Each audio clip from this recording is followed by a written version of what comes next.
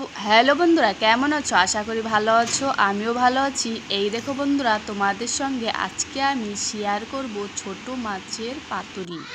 এখানে আমি ছোট মাছ নিয়েছি, কেটে ধুয়ে নিয়েছি। তারপর এখানে মশলাটা নিয়ে নিচ্ছি।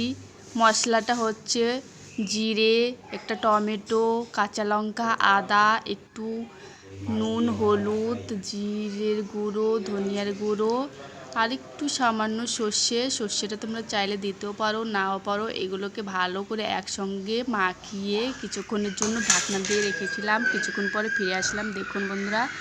তারপর এখানে আমি কয়টা কুমড়ো পাতা নিয়েছি। তোমরা চাইলে অন্য পাতাও নিতে পারো, লাউ পাতাও নিতে পারো, চাল কুমড়ো পাতাও নিতে পারো।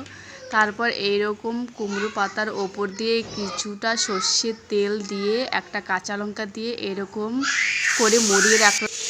কড়াইতে তেল দিয়ে তারপর পাতাগুলো দেখুন বন্ধুরা, এরকম মুড়িয়ে দিয়ে ঢেকে অল্প আঁচে আমি এটা ভেজে নেব। কি সুন্দর দেখুন বন্ধুরা, একদম তেল বেরোচ্ছে আর পাতাগুলো ভাঙছে না। কি সুন্দর এইভাবে ঢেকে আমি কিছুক্ষণ সময় ধরে ভেজে নেব।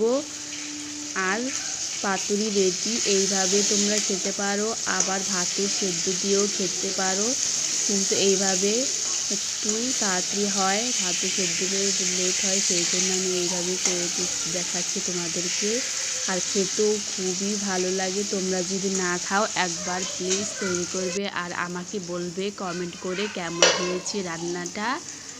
আর ভিডিওটা যদি ভালো লাগে প্লিজ একটা লাইক আর একটা সাবস্ক্রাইব করে দেবে।